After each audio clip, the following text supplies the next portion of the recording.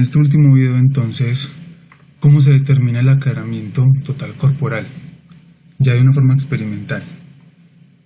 Para eso partimos entonces de la ecuación del aclaramiento, donde como tarea les queda de dónde proviene esta ecuación. ¿Cómo así? Pues van a revisar en el libro, nuestro libro guía, que ustedes ya conocen, y aparte de eso también, como para ayudarles un poquito más, resulta que ustedes en Moodle tienen algo que se llama ecuaciones y resúmenes importantes. Justamente ahí, para que sea mucho más corto este video, les explico de dónde sale esa ecuación. ¿Qué es lo que tenemos que tener en cuenta acá? ¿Qué es S, qué es F y qué es D? S es el factor salino.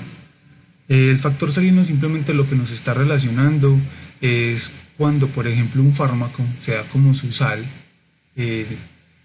Invéntese cualquier tipo de fármaco, el que ustedes consideren, fenitoína sódica.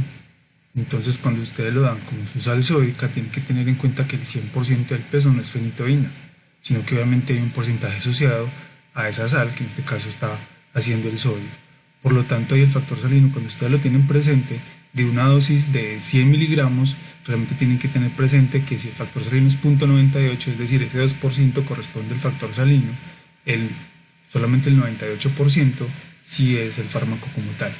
F es el factor de biodisponibilidad, y ese factor de biodisponibilidad nosotros ya sabemos que si es por vía intravenosa corresponde a 1, es decir, 100% del fármaco llega a circulación sistémica, pero si ese factor de biodisponibilidad lo estamos determinando por vía oral, obviamente no todo lo que nos tomamos por vía oral va a llegar a sangre, entonces hay que tener en cuenta eso.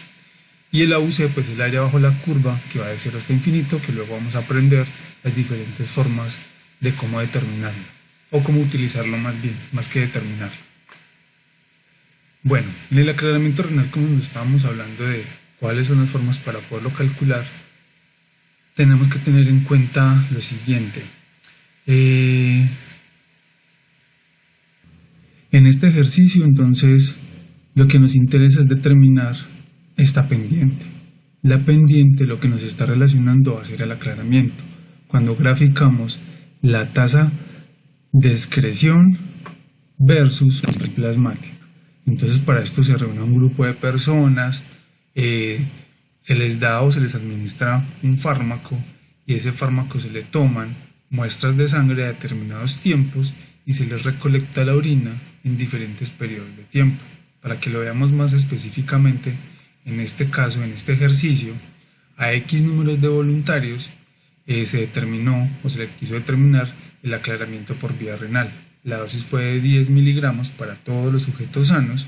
Se recolectaron muestras de orinas en diferentes periodos de tiempo. ¿Cuáles fueron esos diferentes periodos de tiempo? Por ejemplo, acá está de 0 a 1, luego de la hora 1 hasta la 3, 3 a 5 y luego de la 5 hasta la 10. Por cada periodo de tiempo se recolecta la fracción de orina, se cuantifica cuánto es lo que hay de fármaco en esa fracción de orina, por cualquier metodología instrumental que ustedes ya conocen, ustedes ya pasaron por ese curso, y en cada punto medio de recolección nosotros lo que estamos haciendo es suponer que la concentración plasmática va a ser relativamente estable y no va a cambiar demasiado en ese rango de tiempo, así que se elige el punto medio, o sea, entre las 0 y 1 hora, se elige los 30 minutos o las 0.5 horas y se toma una muestra de sangre y se cuantifica la concentración plasmática de nuestro fármaco. En este caso, entonces, para el periodo de recolección 1, tenemos entre 0 y 1, que fueron 200 mililitros, la concentración que determinaron fue de 15 microgramos por mililitro. El periodo de recolección fue obviamente de 30 minutos, de media hora, y la concentración plasmática fue esta.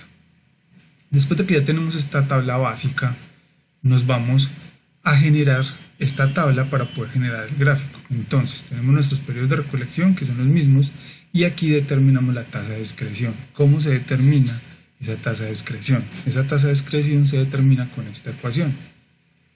La tasa promedio de excreción va a ser igual al volumen de orina por la concentración del fármaco en esa orina sobre la duración del periodo de recolección.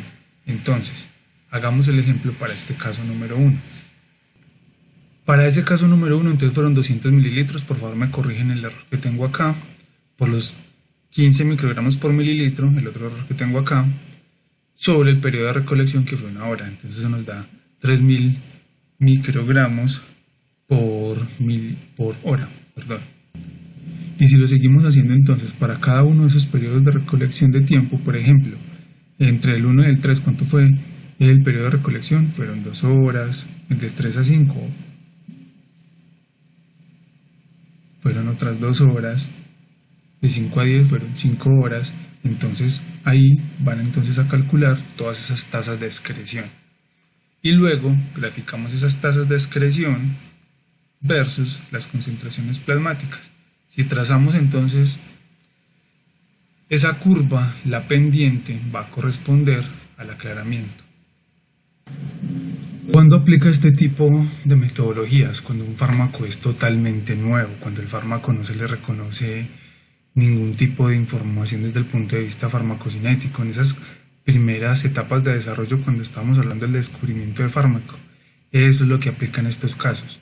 Pero si el fármaco es ya conocido o para determinar como función de algún tipo de órgano, por ejemplo como función renal, hay otros tipos de estrategias, como por ejemplo la determinación del aclaramiento renal en un solo punto. ¿Cómo funciona esto? Aquí aplica las condiciones de estado estacionario. Si se acuerdan bien en la clase que les dio Juliana, el estado estacionario, ¿qué es? Simplemente cuando la cantidad del fármaco que está ingresando es igual a la que sale. Y cuando nosotros vemos si han pasado por lo menos unas 5 dosis y continuamos con esas dosis, vamos a llegar a un punto relativamente estable, un punto medio donde la concentración del fármaco va a estar dentro de este rango. Eso se conoce como concentración plasmática en estado estacionario. ¿Listo?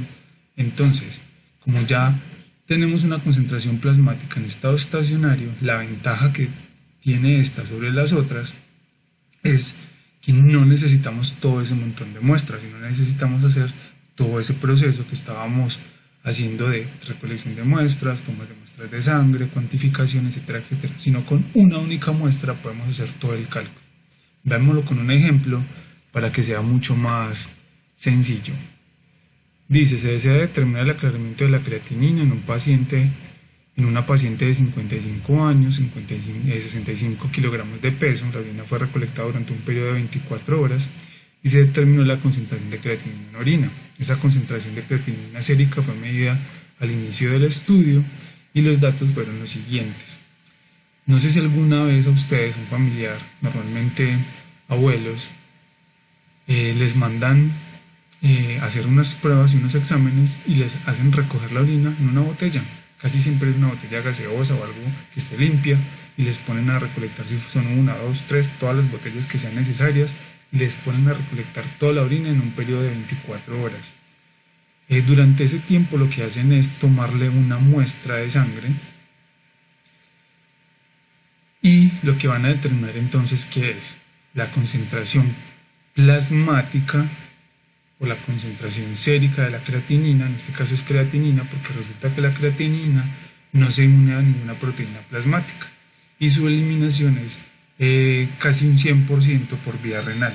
Por lo tanto es un buen indicador de función renal. Por eso cuando ustedes le determinan la creatinina, esa creatinina sérica tiene que estar dentro de un rango, y si está alterada es porque usted tiene un problema, seriamente tiene un problema renal. ¿Listo? Entonces, para el caso particular, el periodo de recolección fue de 24 horas, el volumen recolectado durante ese periodo fue de 1050 mililitros, la concentración de la creatinina en esta orina fue de 1.14 miligramos por mililitro y la concentración de creatinina sérica fue de 1 miligramo por decilitro.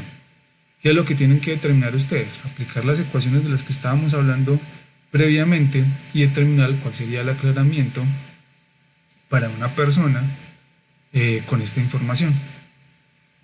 Y para terminarlo de resolver, entonces lo que tienen que hacer es apoyarse en la guía que les subí de ecuaciones y resúmenes importantes, que les ayuda a complementar un poquito el ejercicio que estamos hablando. ¿Listo? Tengan muchísimo cuidado entonces acá. Estos son decilitros, manejemos con cuidado estas unidades de conversión, porque acordemos que el aclaramiento, las unidades normalmente se dan en horas, litros por hora.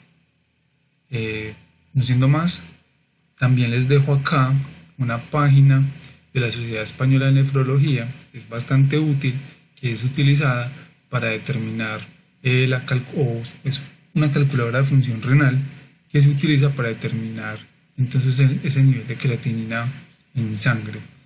No es el único examen que hay otros tipos de examen como por ejemplo el nitrógeno ureico o BUM, de tal manera que pueden ir un poquito de él. Eso simplemente es como cultura general, ustedes lo van a utilizar en otros cursos cuando estén evaluando ya la parte clínica de algunos pacientes. Entonces, por ahora, esta es la parte más importante, teórica general, y ya ahora sí vamos a arrancar con modelos compartimentales para que pongamos todo esto en práctica. Hasta aquí terminó la parte teórica, ahora vamos a arrancar a hacer la parte práctica, que la vamos a aplicar en modelos compartimentales. Una pequeña introducción con respecto a ese tema en el próximo video y luego arrancamos a hacer ejercicios. O sea que para los próximos videos ya vamos a necesitar entonces Excel. Nos vemos, muchachos.